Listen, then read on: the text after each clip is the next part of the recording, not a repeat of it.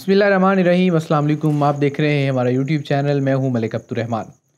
नाजरीन, आज जो है वो पाकिस्तान की सुप्रीम कोर्ट से एक और अहम तरीन ख़बर सामने आई, जब जो है सुप्रीम कोर्ट के एक जज जस्टिस अतर मिनल्ला, जो कि कुछ देर पहले तक जो है वो इस्लामाबाद हाई कोर्ट के चीफ़ जस्टिस थे, उनकी जानब से जो है वो इलेक्शंस के हवाले से, क्योंकि वो भी एक टाइम में बेंच का हिस्सा थे, तो उनकी जानब से इख्तलाफी नोट जारी किया गया है। अब याद रखिए कि ये जो इख्तलाफी नोट है, ये एक ऐसे वक्त में जारी किया गया कि जब जो है वो आज पाकिस्तान के अंदर नेशनल सिक्योरिटी कमेटी की जो मीटिंग है वो चल रही थी। तो उस दौरान दोपहर तकरीबन 2 से 3 बजे के दरमियान ये जो है इख्तलाफी नोट जारी किया गया। ये इनकी जानब से जो फ़ैसला जारी किया गया है, ये तकरीबन बताया जा रहा है कि 25 सफ़हात के ऊपर मुश्तमिल है। यानी कि ये भी शायद तारीख़ में पहली मरतबा हुआ है कि सुप्रीम कोर्ट से एक फ़ैसला आया है और जिस बेंच ने वो फ़ैसला दिया है उसका तफसीली फ़ैसला जो है वो कम पेजेस के ऊपर मुश्तमिल है, जबकि उस बेंच में शामिल एक जज, उसका जो इख्तलाफी नोट है वो मेन फ़ैसले से भी बड़ा है। और इस इख्तलाफी नोट के अंदर जो है वो, अगर मैं आपको वन लाइनर इसका बताऊं, तो इसमें जस्टिस अतर मिनल्ला ने सारा मलबा इमरान खान के ऊपर डाल दिया है। और उनका कहना है कि आज जितने भी हालात ख़राब हैं, सियासी कशीदगी है, पॉलिटिकल इंस्टेबिलिटी है, इसका कसूरवार जो है वो इमरान खान है। और इस तफसीली नोट में जस्टिस अतर मिनल्ला का कहना था कि अदालती कार्रवाई के दौरान भी अदालत में एतराज़ात दाखिल कराए गए। इस किस्म के एतराज़ात से अवाम के अदालत पर एतमाद पर असर पड़ता है। इसके अलावा जस्टिस अतर मिनल्ला का आज का ये जो फ़ैसला है, इसके अंदर एक बात बड़ी अहम थी कि जज साहब ने इसके अंदर ये वाज़े तौर पर बता दिया कि 90 रोज़ में ही इलेक्शन होने हैं। लेकिन जो एतराज़ है वो इस चीज़ के ऊपर है कि सुप्रीम कोर्ट को इन सियासी मामलात के ऊपर जो है वो सो मोटो नहीं लेना चाहिए।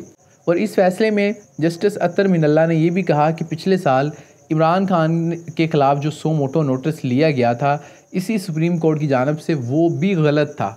ये यहाँ तक तो आप कहेंगे कि यार बड़ा अच्छा जज है, लेकिन यही वो जज साहब थे जो कि उसी रात, जिस रात सुप्रीम कोर्ट खुली थी और कैदियों की जो वैन थी वो बाहर आई थी, रात के 12 बजे जब अदालतें खुली थी, तो सिर्फ सुप्रीम कोर्ट ऑफ पाकिस्तान नहीं खुली थी बल्कि इस्लामाबाद हाई कोर्ट भी खुली थी। और उस वक्त इस्लामाबाद हाई कोर्ट के जो चीफ़ जस्टिस थे उनका नाम मोहतरम जस्टिस अतर मिनल्ला था।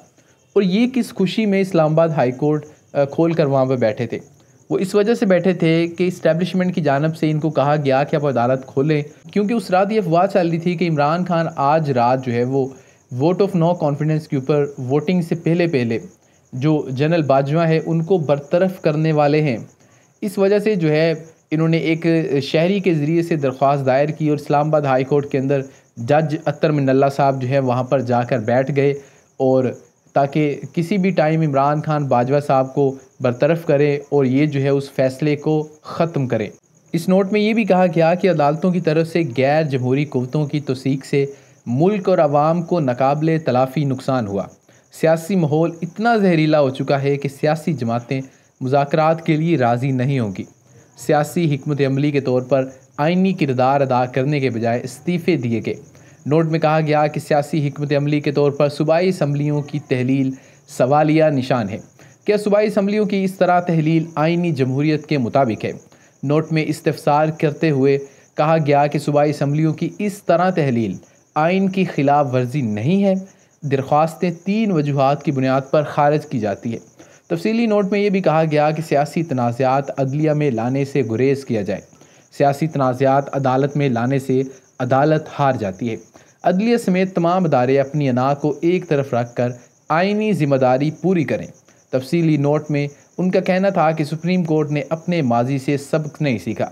जस्टिस अतर मिनल्ला का अपने नोट में ये भी कहना था कि पंजाब और खैबर पख्तूनख्वा इलेक्शन का मामला खालिसतन सियासी नोयत का है। कलील मुद्दत में सुप्रीम कोर्ट को तीसरी मरतबा सियासी मामले में घसीटा जा रहा है। मुल्क में इस वक्त ना रुकने वाला सियासी हैजान है और सुप्रीम कोर्ट गैर मामूली तौर पर सियासी तकसीम के इस अमल की तवज्जो का मरकज़ बनी रही। नोट में मज़ीद कहा गया कि सुप्रीम कोर्ट में पहली मरतबा मामला उस वक्त आया जब अदम एतमाद की तहरीक चल रही थी। जस्टिस अतर मिनल्ला का कहना था कि चीफ़ जस्टिस ने 12 जजेस से मुशावरत के बाद अदम एतमाद पर अज़ खुद नोटिस लिया था। 5 जजेस ने फ़ैसला दिया कि रूलिंग पर वोटिंग कराने की बजाय असम्बली तहलील करना गैर आइनी अमल था। नोटिस में जस्टिस अतर मिनल्ला ने मजीद कहा कि अदम एतमाद की वोटिंग के अमल से इमरान खान को वजारत उज़्मा से हाथ धोना पड़ा। सियासी बहरान उस वक्त शदीद हुआ इमरान खान ने अपोजिशन लीडर बनने की बजाय और ईवान का एतमाद खोने के बाद इस्तीफ़े दे दिए। जस्टिस साहब ने यह भी कहा कि जस्टिस मंसूर अली शाह और जमाल खान मंदोखेल का तफसीली फ़ैसला पड़ा। जमाल खान मंदोखेल और जस्टिस मंसूर की 4-3 की राय से मुत्तफ़िक हूँ। आर्टिकल 63A की तशरीह के फ़ैसले के दूरस नताइज मुरतब हुए। PTI के असम्बली से इस्तीफ़ों की वजह से सियासी बहरान में इजाफा हुआ और दोनों सूबों में इंतखाबात ना कराने पर मुतल्लिका हाई कोर्ट से रुजू किया गया। हाई कोर्ट्स में केस ज़ेर इल्तवा था, इसके बावजूद अज़कुत नोटिस लिया गया। हाई कोर्ट्स की सलाहियत व इख्तियार पर शुबा करने की कोई वजह नहीं बनती। सुप्रीम कोर्ट अगर फुल कोर्ट बेंच तश्कील देती तो इस सूरत हाल से बचा जा सकता था। अवाम के एतमाद को कायम रखने के लिए फुल कोर्ट लाजमी था। मैंने अपने आप को केस से अलग किया, ना ही बेंच से। तो ये इनका आज का जो नोट था उसकी तफसीलात मैंने आपके सामने रखी। अब इसके अंदर ये जो जज साहब हैं इन्होंने वो सारी बातें की हैं जो कि एक सियासी तज्ज़ियाकार टीवी पे बैठकर इस वक्त भी कर रहा होगा अगर आप टेलीविज़न लगाए। लेकिन इसके अंदर जो मेन बात थी वो ये थी कि जब असम्बली तहलील हो गई है और आइन में लिखा है कि 90 रोज़ में इलेक्शंस होने हैं और वज़ीर आला के पास इख्तियार है कि वो असम्बली तहलील कर सकता है, उसके ऊपर जो है वो ना ही इलेक्शंस करवाए जा रहे हैं और बार बार इलेक्शंस को मुअत्तल किया जा रहा है। जज साहब ने पाकिस्तान की सियासी सूरत हाल का ज़िम्मेदार खान साहब को करार दे दिया। इनका काम जो है वो आइन की तशरीह करना है और आइन जो है वो अगर 90 रोज़ के अंदर इलेक्शंस का कहता है तो आप कैसे इलेक्शंस को मुलतवी कर सकते हैं। सिर्फ इस बात का इन्होंने जवाब देना था, लेकिन लंबा चौड़ा इन्होंने फ़ैसला लिख दिया। जैसा कि पिछली वीडियोज़ में भी हम बात करते आए हैं कि ये आज ऐसा वक्त है कि ये लोग जो है वो चाहते हुए या ना चाहते हुए खुद को एक्सपोज कर रहे हैं। वीडियो ख़त्म करते हैं। आप हमें कमेंट सेक्शन में अपना फ़ीडबैक दे सकते हैं। इसके अलावा इस वीडियो को लाइक और शेयर कर दें और अगर आपने अभी तक इस चैनल को सब्सक्राइब नहीं किया तो चैनल को सब्सक्राइब कर दें और बेल आइकन को क्लिक कर दें। मिलते हैं आपसे अगली वीडियो में। मुझे इजाज़त दीजिए। अल्लाह हाफ़िज़।